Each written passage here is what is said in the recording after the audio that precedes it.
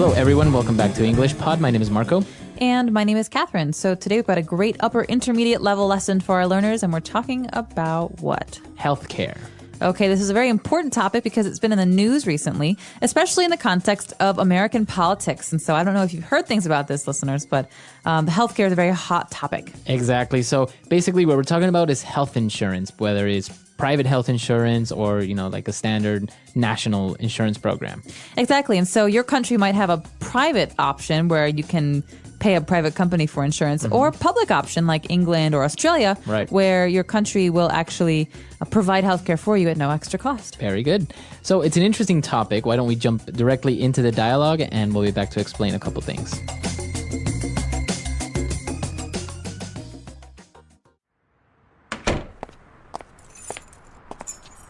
Hey, honey, how was your day? It was all right. I ran into Bill and we got to talking for a while. He's in a bit of a jam. Why? What happened? Well, his son had an accident. Bill doesn't have health insurance. This really got me thinking, and I wondered if we shouldn't look into a couple of different HMOs. Yeah, you're right.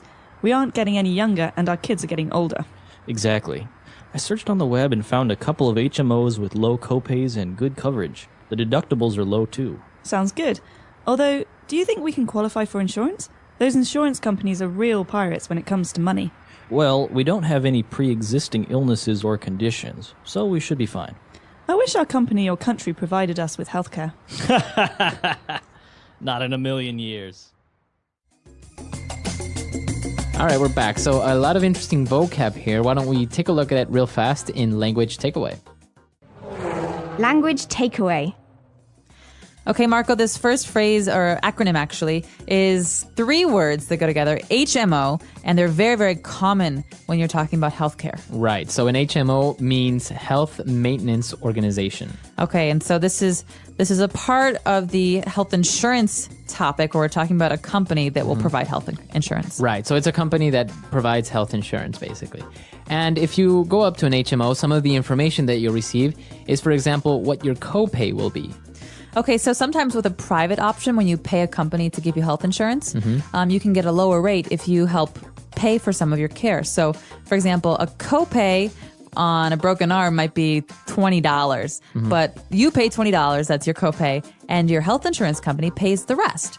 And so sometimes copays are really high, they're really big, and that's kind of a bad deal because if you hurt yourself, you don't want to pay a lot. Right. But sometimes there's no copay, in which case your company will pay for all of the coverage. All right, so another very similar word is a deductible. Okay, so deductible is something that is fixed and it's in your insurance policy. That means in the contract that you make with the insurance company, the deductible will be stated. For example, my insurance plan, I have maybe a $500 deductible. Okay. That means that in any situation, I get hurt or I get sick, I pay for the first $500 of care, and then my insurance company pays for the rest. Right. So if I have to have a $1,000 surgery, I pay $500, and then my insurance company pays the other $500. Okay, very good. And, well, you have these deductibles and everything, and that depends on your coverage, right? So coverage, how much the HMO covers you. That's right. And so you can find this also in your contract with your insurance company. And coverage will include or not include something. So coverage, for example, in a healthcare plan, does not usually include your teeth. That's a separate kind of insurance. Right. But coverage can include emergency evacuation from a situation or ambulances, for example. And so coverage is what is included in your insurance plan. Okay, very good. And our last word for today is to qualify for. All right, so you might have heard this phrase before in the context of sports or academics. So he qualified for a scholarship or she qualified for the varsity volleyball team. But in this case, to qualify for is to be able to use. So to be eligible for. To be eligible for. So sometimes HMOs, like in, for example, the United States, will not accept a person who has maybe some health problems already because that would be too much of a risk, right, for the company. All right. That's right. Or you could qualify for a reduced rate because you have a very good health history. Okay. So this is very interesting, and we have a couple of other phrases that are very related to this language. So why don't we move on now to Fluency Builder? Fluency Builder. All right. So in Fluency Builder today, let's take a look at our first phrase. We got to talking for a while. Okay, we could say, for example, we started talking or we were talking for a while.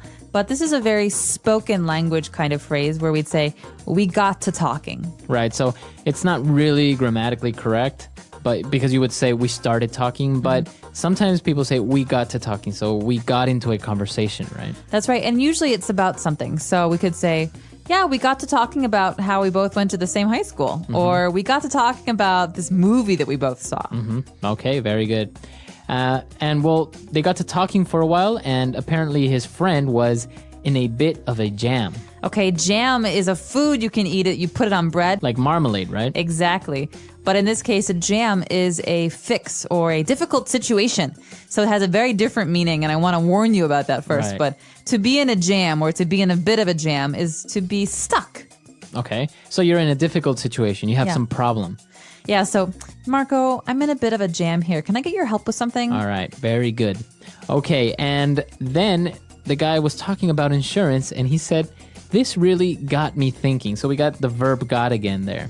All right, so it got me thinking. That means I started thinking about something. So, when we were talking about jam a minute ago, it got me thinking about how much I love breakfast. Very good. So you would use it in that way, right? Like it reminded me. It reminded me, or I started to really think about something. Okay. And our last phrase is a pre-existing illness. All right, so to exist is to be, to be around. Pre-existing means existing before something else. Okay. And so you often hear this in terms of insurance when someone asks you about your pre-existing condition. So that means if I'm signing up for an insurance plan, health insurance plan, and I have an interview with you, Marco, and you ask me this question. What is your pre-existing condition? That means what diseases or health problems do I have right now? Right. Prior to signing up for this insurance. And I say, oh, I don't have any. And you're very happy because that means I'll be cheap. But if I say, oh, I have diabetes, then that is something that the insurance companies don't like because it's expensive. Right. Because you're more probable of getting sick or something like that. Right. So diabetes or cancer or Lyme disease, these are all pre-existing conditions. And usually pre-existing conditions are diseases or problems, health problems that you have that won't go away. Okay, very good. All right, so we have a lot of words, a lot of phrases here. Let's listen to the dialogue one last time, and we'll be back.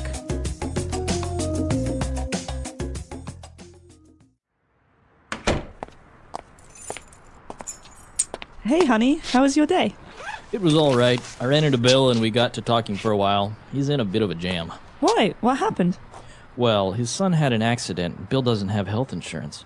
This really got me thinking, and I wondered if we shouldn't look into a couple of different HMOs. Yeah, you're right. We aren't getting any younger and our kids are getting older. Exactly. I searched on the web and found a couple of HMOs with low copays and good coverage. The deductibles are low too. Sounds good. Although, do you think we can qualify for insurance? Those insurance companies are real pirates when it comes to money. Well, we don't have any pre-existing illnesses or conditions, so we should be fine. I wish our company or country provided us with healthcare.